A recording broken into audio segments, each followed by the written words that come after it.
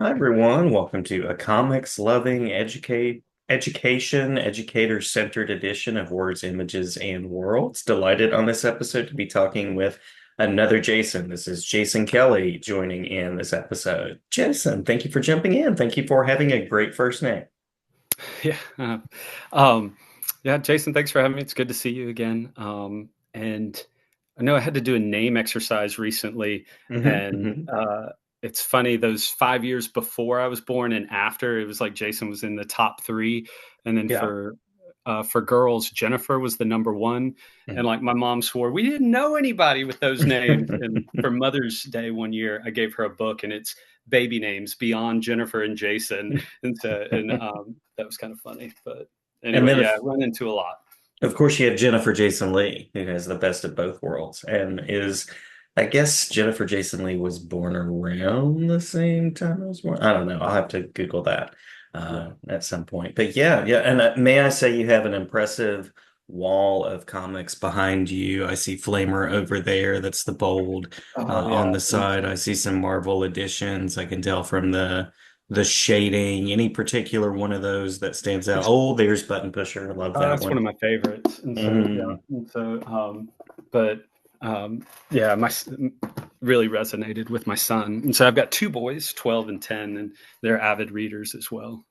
Nice, nice. Well, I promised education would be centered. So let's start, if you don't mind, with a little bit about your background. What have you taught? What led you to the classroom? And what's the path been like in education so far? Um, Maybe like not unlike some of your guests, and so very unconventional route towards both education and comics. And so, um, you know, like a lot of your guests, yeah, I think comics have been a part of my DNA since I was, very young. To me, that was, the whole.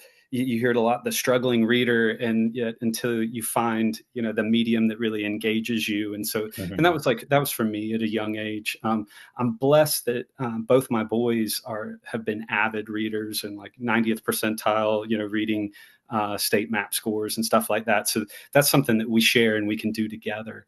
Um, as far as like into education, oh man, it's how I came to know you and how I came to be involved in this was actually through my nonprofit charity work. And Mhm. Mhm. that came from working with underprivileged kids and kids in foster care. From there, a couple of years ago, my sons and I, we started a 501c3 youth literacy nonprofit based around graphic novels and engaging kids, both to comfort kids in crisis, but then also um, really trying to validate the medium and as a tool, not just for the struggling reader, but the educational and literary value that medium can provide. Mhm. Uh, Mhm. Me, I worked at a comic shop all through high school. Thought I had the coolest job. I don't know if everyone else did, but I made lifelong friendships through that time in high school. And then a little over 20 years ago, I opened a shop with my two best friends, and that shop's still open. And so I support it from afar. And so, but shout out to Heroes and Villains in Middle Georgia. Um, but so you can see I've always kind of had one foot in as far as comics and graphic novels. But it was a couple of years ago I retired from my first career. I was in law enforcement for 20 something years. I Mhm. was Mhm. an instructor there, and like I said, through one of our um, really engaging programs that we have here, we have what's called a family treatment court, and that's for parents that have just lost their kids to state care.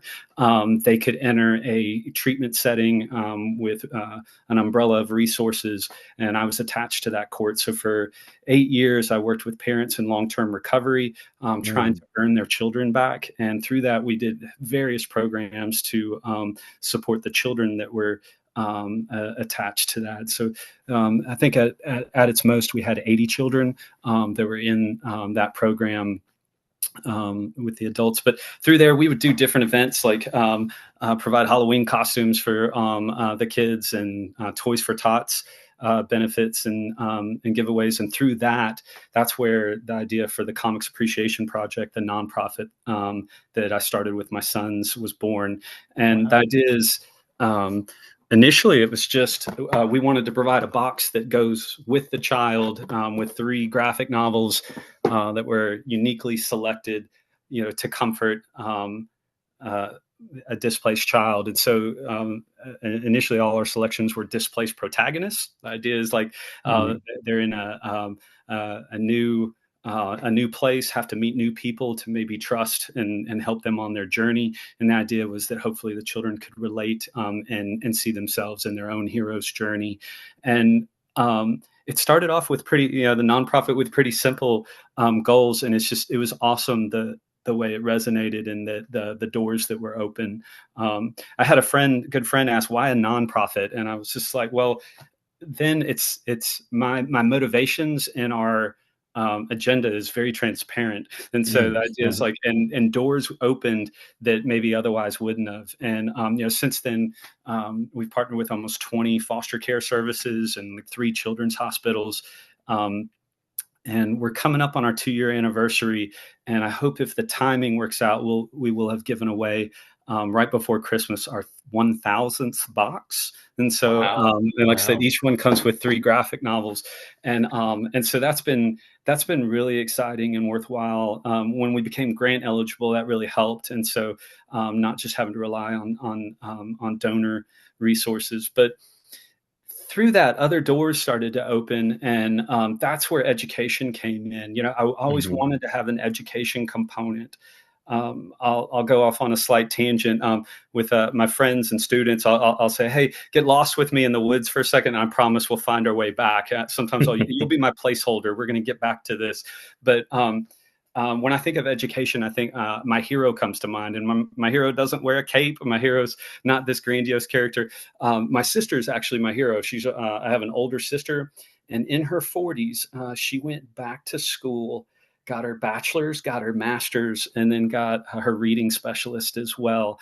And Nice. I went and I volunteered into her classroom, and I just got to see like. You get to see someone like at their, oh, this is what you were, meant to do, born to do. And, she got teacher of the year, and I was just really inspired. My mom was an English teacher as well.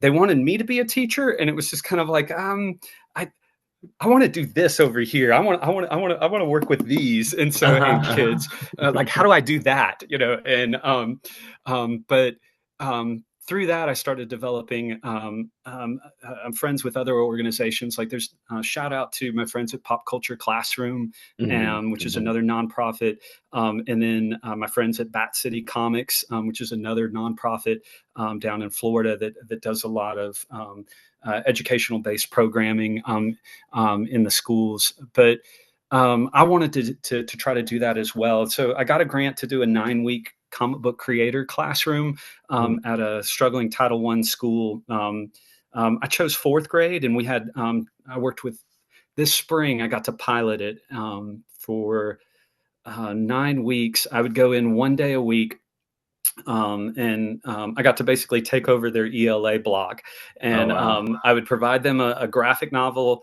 the week before, and then we'd come back and we'd do all group activities. And so it was 2 classrooms. I'd meet with one in the morning, one in the afternoon, and then I'd come back the next day and work one-on-one with the kids. And that day was more to try to build up. Okay, hey, you know let's draw your favorite character, and like let's work on. Mhm. So the idea is like we did reading, group activities, and then writing. And the idea was to scaffold it in a way that by the end of the 9 weeks, they created their own comic, their own strip, their own adventures. And oh wow, shout out to the Scholastic Literacy Partnerships. Through there, they sent me a big Dogman costume, and it coincided with the release of the last volume of Dogman, The Scarlet Shedder. And we ended up having a huge awards ceremony where the local trophy shop we made, actually shout out to E-Town Comics in Elizabethtown, Kentucky. Max actually 3D printed the Dogman toppers for our trophies.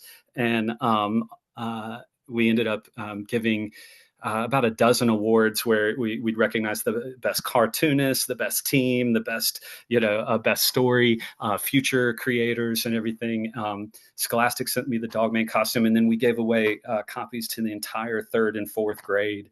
And Nice. Jason, it was the most magical, like exciting experience. But the kids that I got to work with, and you'll see it on our Facebook page. I got a chance to, or his parents gave me permission to share his story, but um, uh, not quite a quarter, about a fifth of our kids were ESOL students.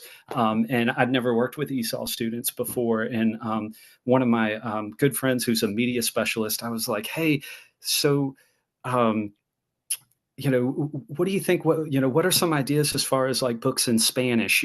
Do I need to like Hmm. try to divert Hmm. them over here? And she goes, man, just, at this point, whatever it is that they want to read, let them read. And Yeah. the idea through us talking, I decided that um, I polled the kids and I was like, if you have a family member that speaks Spanish in the household, every week I'm going to bring you a book. But if you also want a book in Spanish, I'll give you one of both. And the idea was to Nice. try to affirm their L1 and their L2 language. But one of the little boys that is just like has a place right here for me is little boy Eddie. Um, Eddie, after the first day, he took a video with his teacher and he was like, Mr. Jason, I read a book with my mom. She read the Mm. Spanish and I read the English. And the idea is like now Eddie had like a fluid translation for both. And so, as far as like, okay, well, this is what how this, his mom only spoke Spanish and then, Eddie couldn't read Spanish, so this way they could share in the experience together. And man, that's the light bulb really went off. And Dr. Stephen Carey has a great book on going graphic, on working Hmm. specifically with graphic novels and ESOL and English language learners. And I used a lot of his activities from that book into the classroom as well. And but whatever, if they wanted to craft their script in Spanish, they could. I speak a little bit of Spanish, and I think that really helped as well. But man, just to see, I never had that, and I don't know if you did, Jason, but I never had adult validate this medium for me. It was always this idea of kind of a lesser than, or just like, that Hmm. was, something to, pass the time. But um, I was what really drove me to want to try to do this in the classroom. And it wasn't just all the research and that was out there, but I told you about my sons that are like really, avid readers. And like the last 2 years, my oldest son, his ELA teacher was like, during free time, for at least for credits, they couldn't read graphic novels, and it was this idea that they were lesser than, or weren't real reading. And that's counter to the message that he obviously receives in this house. And so I was just like, you know what, I'm going to prove her wrong. And how do I do that and everything? And so like, it wasn't just a deep dive, but the more I dove into the research, I talk about like with a nonprofit, Doors Open, and I live near UGA in Athens, Georgia, and Hmm. just outside. And they've got a wonderful children's literature program. I met some staff through there, and it didn't take long from um, uh, interacting with them that somebody encouraged me to apply. And now I found myself in a PhD program for language and Congrats. literacy education with a focus on children's literature. And obviously, like right now, I'm doing a lot to try to really dive into, visual literacy, multimodal literacy theory, comic studies, and it's just neat because to me, it's just more all it's all validation of, like I said, I wish I had this as a kid, and I don't want another child that's maybe like me, that like that's what they enjoy and they're told that they shouldn't or can't. Hmm. Hmm. And so but just to see the effects in the classroom, I even I glossed over after that 9 weeks. Now, that pilot grant funded project, it falls short of the rigors of a true academic study, but just the results from the school was the 45 children that we worked with for 40, those 45 that we worked with for 9 weeks, they actually achieved 98% more gains on their reading state scores than the county average, Oh, which I wow. think is compelling. And so, Hmm. and the idea was just beforehand, I pulled them to see where hey, what's your favorite story? What's your favorite characters? What's your favorite series? And of course, yes.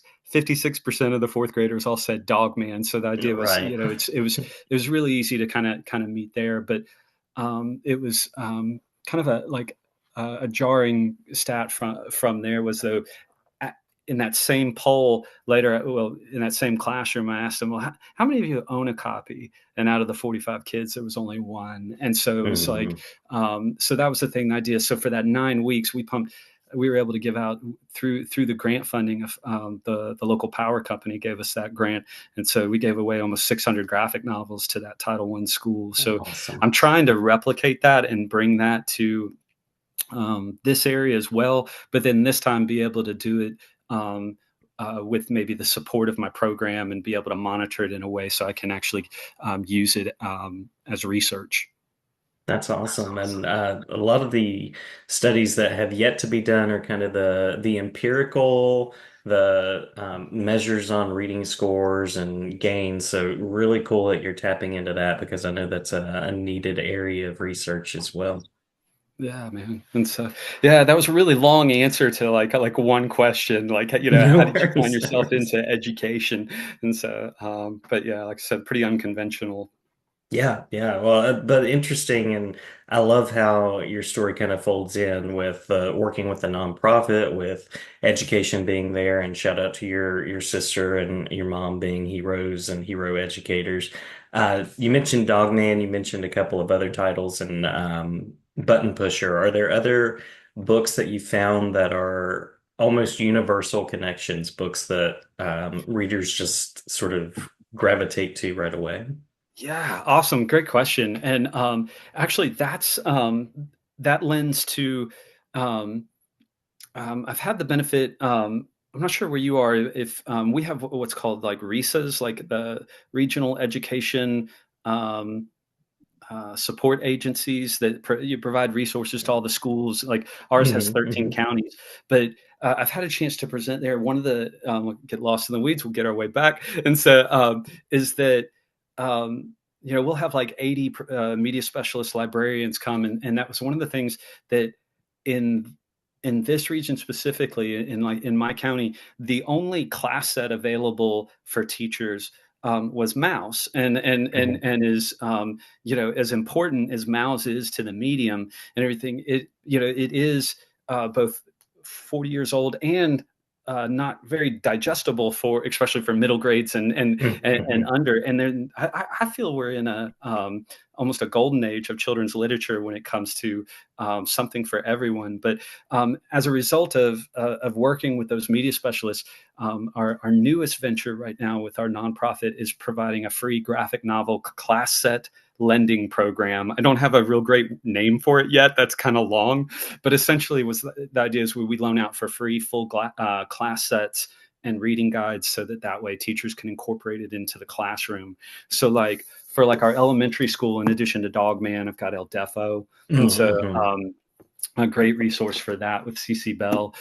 For middle school, that's probably like my favorite category. And so a huge champion of New Kid. Yes. But then we've got, let's see, I mentioned Button Pusher, and I definitely have to throw a Raina Telgemeier book into there. But Absolutely. then most teachers will appreciate when stars are scattered. Like hmm when Victoria Jameson and Omar Muhammad actually came 2 years ago to Athens at UGA had their state children's conference, literature conference. They came and then they spoke at some schools here as well. But my oldest son, like he cried when he read this book, and that's what Yeah. I know. Your book, it's spotlighted in your book hmm that came out earlier this year, I think in April, about using comics to induce and invoke empathy in young people. And so yeah, this one I was very excited to see that spotlighted in your book, Jason. I th- your book, I think it's neat. Your book already had a bunch of highlights in it. I didn't have to put them in there, and so we talked about that. But that's middle school, and then for high school, the books on we've included. So Hey Kiddo, obviously Love that's a, it. and then the March Classic. trilogy. Mhm. Um, I've got some. Um, at Georgia State University, Atlanta, they have a comic book club, and I've offered to facilitate a March book study at the new John Lewis statue that was just Oh, wow.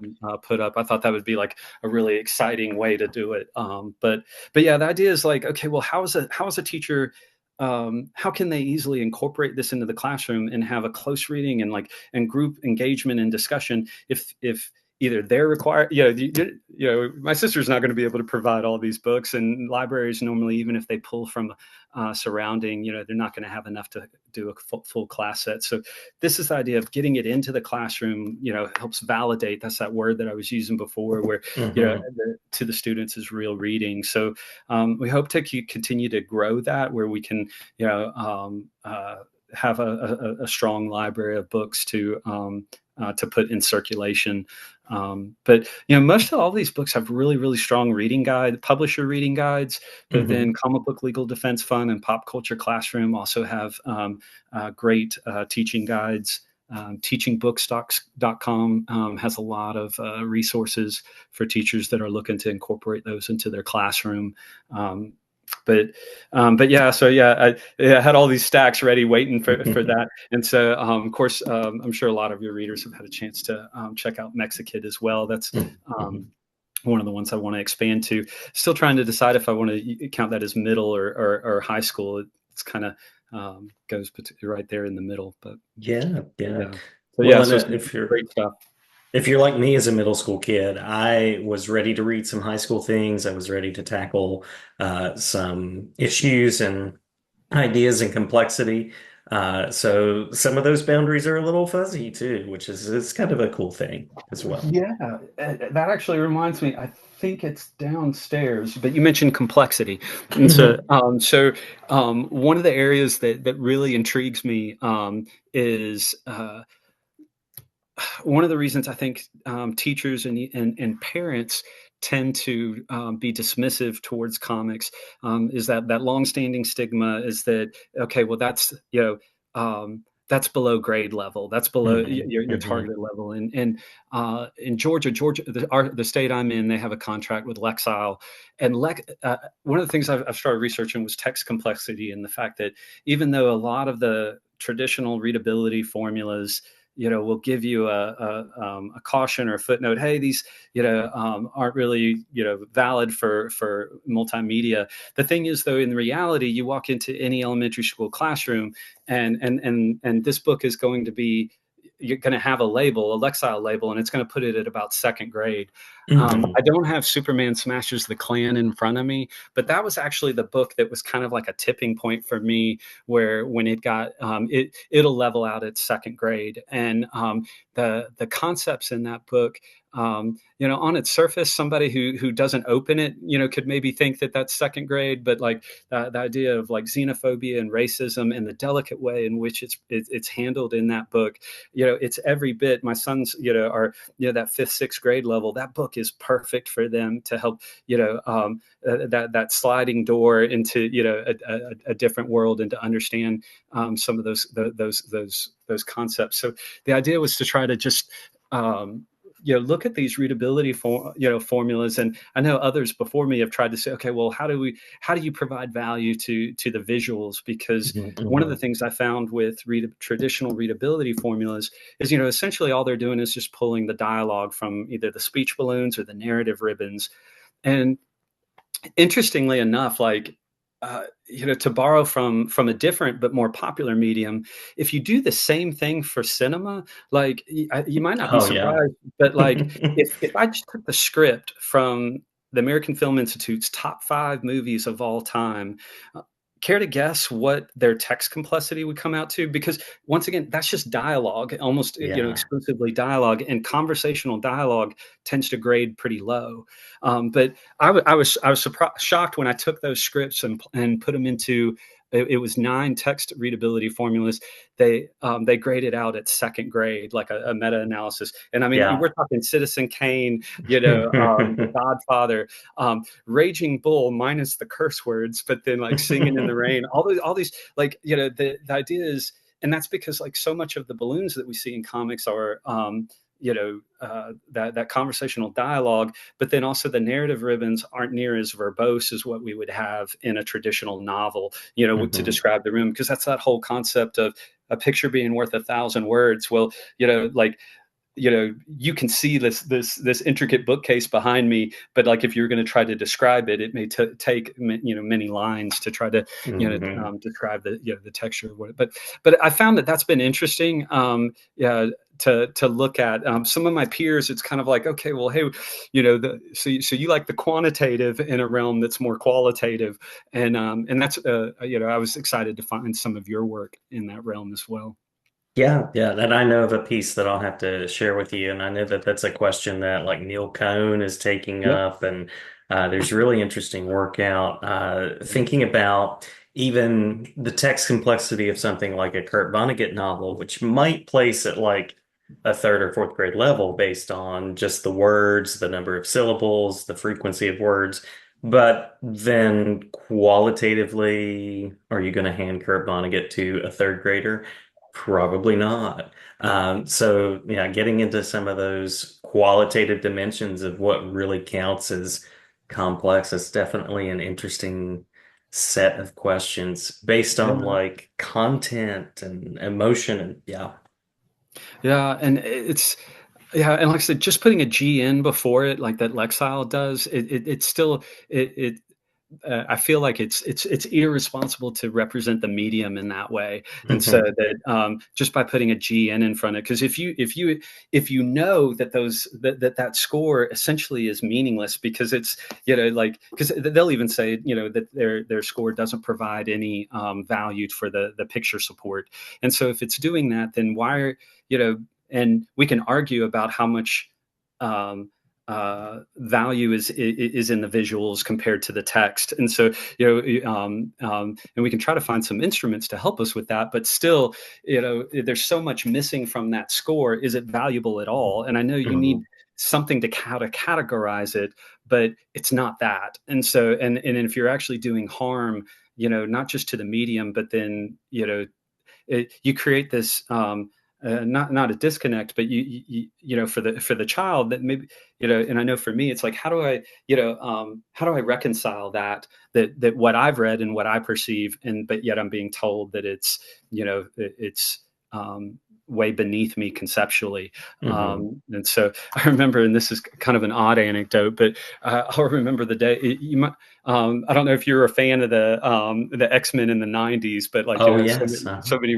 But I think around the 280s, John Byrne was scripting it, and so he was listed as scripter, but not necessarily a writing credit.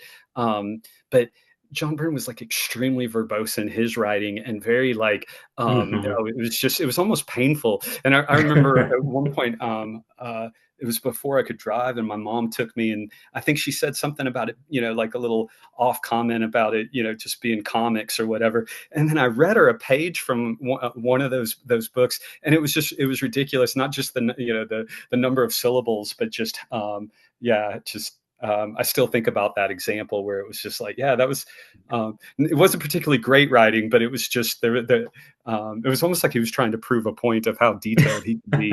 Um, I but remember seeing some of those panels. They take up like or the I word think, balloons take up a good bit of the panels. Yeah. yeah, I think it was a was it Wills Portasio might have been the artist in that run that I'm thinking of. Hmm. Um, but yeah, anyway, that's like I said, that was a fun time to work at comic shop in the early '90s. Hmm. Um, for sure, for sure. So, Yeah. um, Yeah.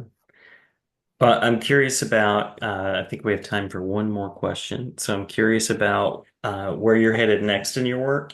And you mentioned the Facebook group for the nonprofit. So I want to make sure that you get the chance to share places where people can connect, find out more, support, take part, and all of those sort of things as well. Yeah, thanks, the opportunity. Yeah, so our nonprofit, it's called the Comics Appreciation Project, CAP for short. And yeah, we're on Facebook, we're on Instagram. You can also find us. You'll actually find us on the National Literacy Directory. Our programs sponsored or certified by them. But then pretty much anywhere you'll find nonprofit, we're with Network for Good, which is a huge hub for nonprofits. Zephy is a nonprofit donation platform, and then oh gosh, we're on Facebook charities, eBay charities, and so it's been neat. We're I think you also need. I didn't know if I mentioned, but in addition to be registered in Georgia, we're also registered in North Carolina. There's a Nice, hospital and a nice. foster care service that we coordinated with through Heroes Con. Shout out to Heroes Con. Carla Hmm. was like one of the coordinators there, and they gave us a prominent space. And then, like I said, we were able to do a great fundraiser there for Levine Children's Hospital, and then the foster care village there. Um, but yeah, and I know you've got a huge network of followers and friends in the space. If there's ideas or any other networking, I'd love to hear it. My name's Jason Kelley. You can find me. I'm a graduate assistant at UGA. Our contact is on our website. It's just comicsappreciationproject.com. Yeah, all my information's on there. In a couple of organizations that maybe we can come across, but with the Children's Book Council, they have a graphic novel committee that we got to be a part of. Shout out to Comics Pro has an new education team. If you're familiar with Comics Pro, that's like the largest retailer organization in the U.S. And they started an education team, and I'm on that with them as well. I love working with comic shops that want to get involved in their communities and help with those ideas. But yeah, in addition to that, I know. Um, um, on your channel, they've talked about the graphic novel and comics roundtable that's Hmm. out there as well. But there's all these. But if you know of any others that we can be involved with, or ideas to be engaged, I'd be happy to hear that.